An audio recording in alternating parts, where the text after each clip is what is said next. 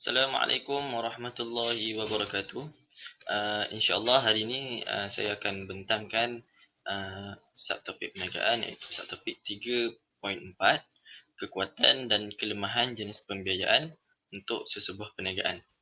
Okey, dalam subtopik ni kita akan belajar beberapa kekuatan dan kelemahan yang terdapat pada dua jenis sumber pembiayaan, iaitu sumber pembiayaan dalaman dan sumber pembiayaan luaran.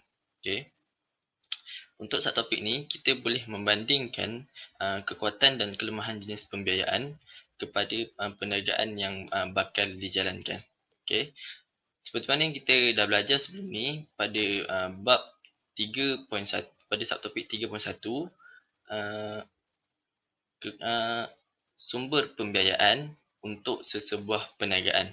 Yang mana pada subtopik tersebut kita telah belajar setiap usahawan perlu mengenal pasti jenis pembiayaan yang sesuai dengan perniagaan yang bakal dijalankan lah.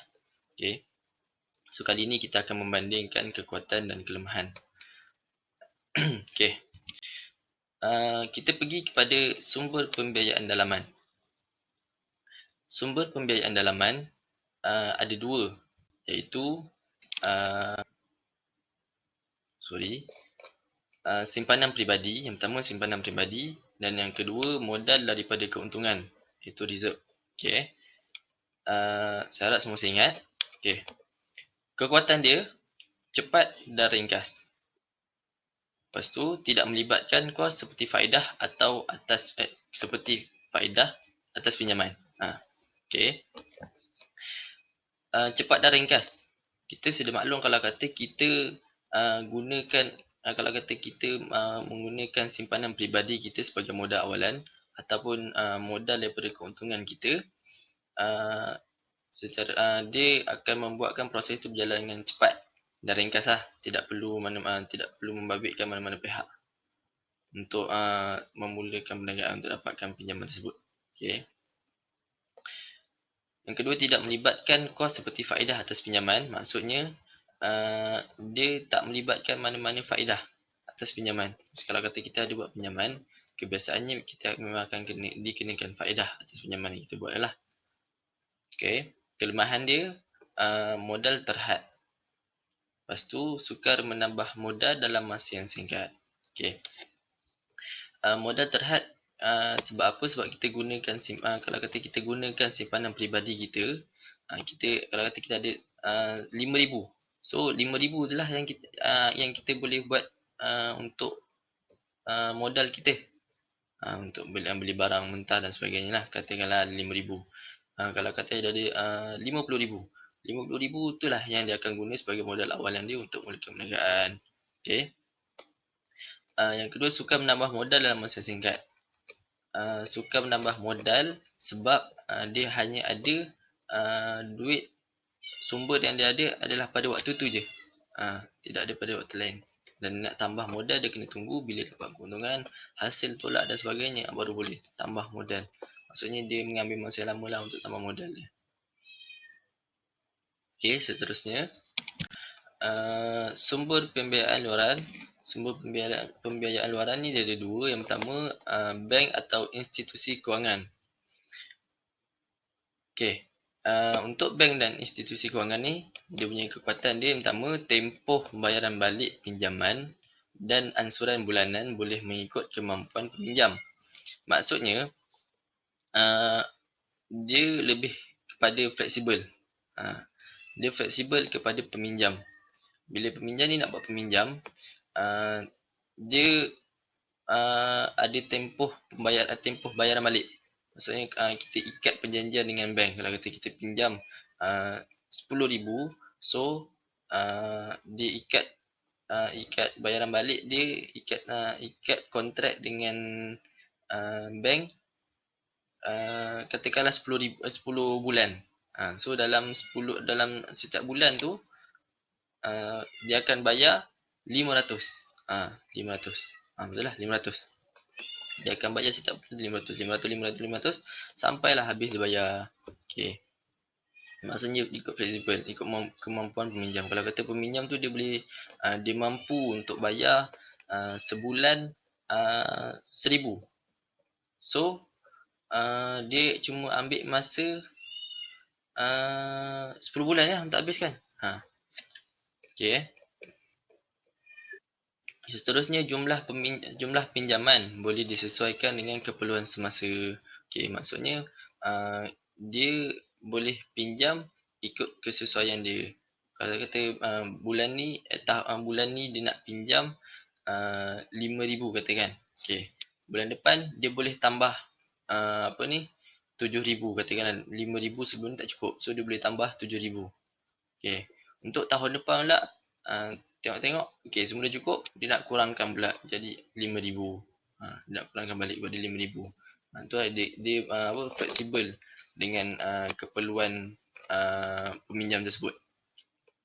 Okey, seterusnya agensi kerajaan.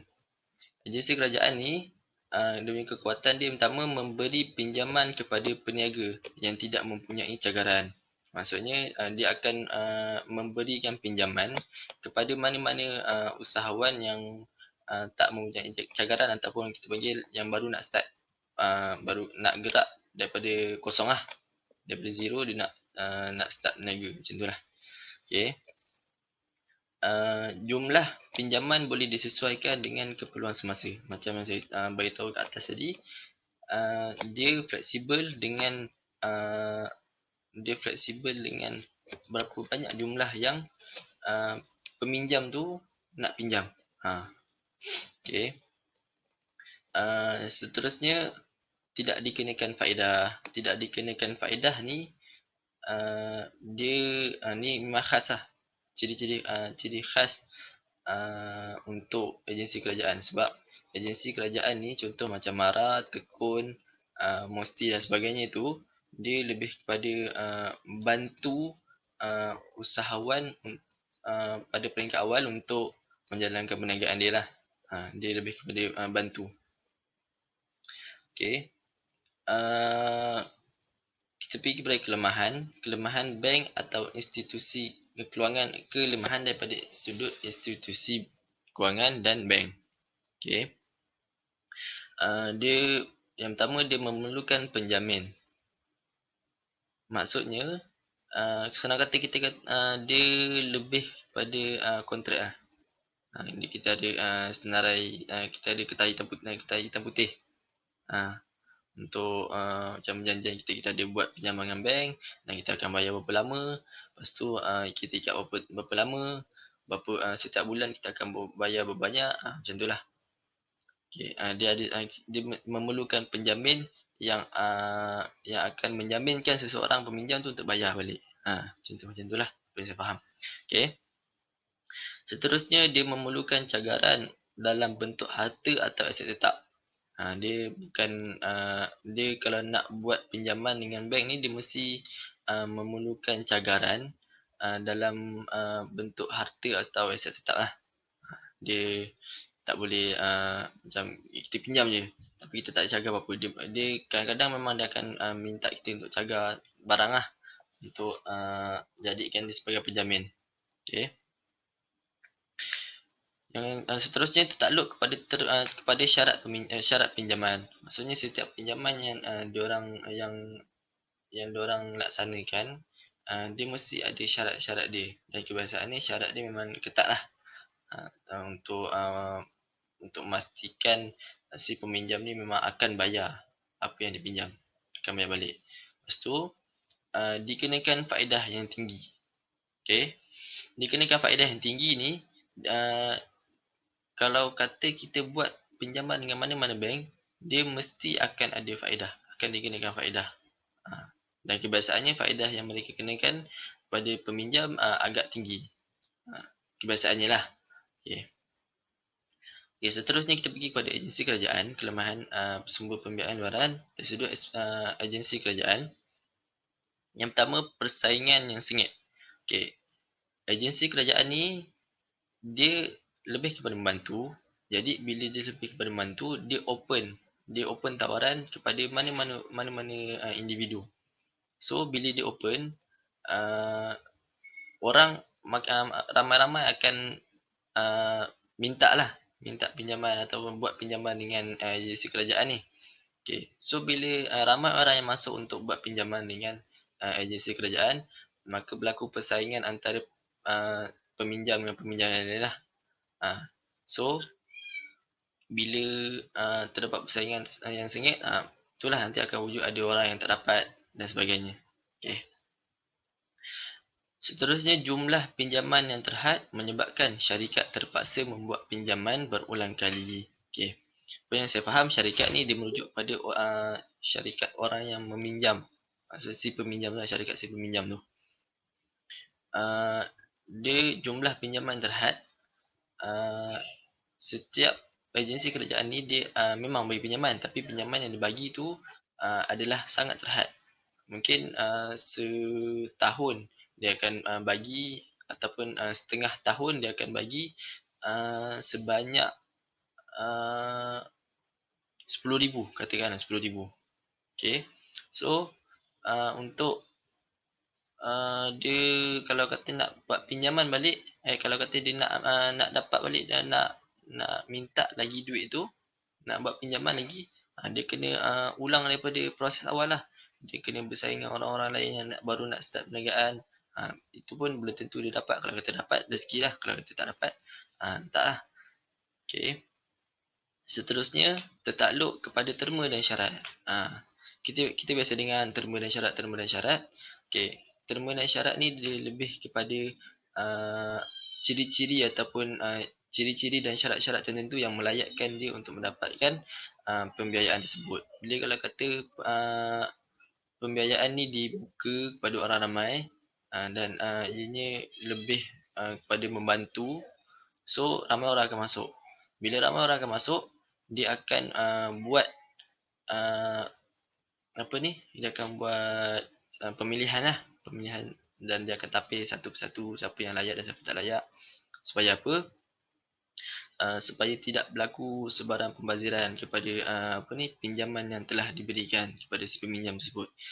Boleh jadi kalau kata dia bagi pinjam, pinjaman yang dibagi tu orang tu dia jual, dia gunakan kepada jalan lain ke, macam dia bazir duit tu buat beli benda lain ke dan sebagainya. Ataupun ada segelintir orang dia dia minta tawaran tu semata-mata sebab nak guna duit, bukan sebab nak mulakan perniagaan. Okay. Dan ada pula jenis orang ni, dia buat pinjaman dan dia kata tapi dia tak mulakan perniagaan tu secara on the spot, ataupun secara dengan pada masa yang terdekat lah. So boleh jadi dia kata nak buat pinjaman ni untuk perniagaan bulan depan, tapi dia buat 5 bulan akan datang, ataupun dia buat tahun depan kan. So dia tak nak lah macam tu. Dia nak orang yang betul-betul kalau nak buat pinjaman, dia akan bagi kepada orang yang okay, memang dah ada mungkin dia akan tapis secara berkala, dan tapis dan daripada tapisan itu dia akan tengok orang yang betul-betul dah ada perancangan dan sebagainya lah untuk memulakan perniagaan. Kalau tak, mungkin dia tak bagilah. Okay. Itu saja yang saya faham dan pembentangan saya pada hari ini. Mohon maaf kalau kata ada yang tak faham dan sebagainya. Boleh tanyakan soalan dalam grup kalau kata ada tak faham. Okay. Sekian, wallahu alam. Assalamualaikum warahmatullahi wabarakatuh.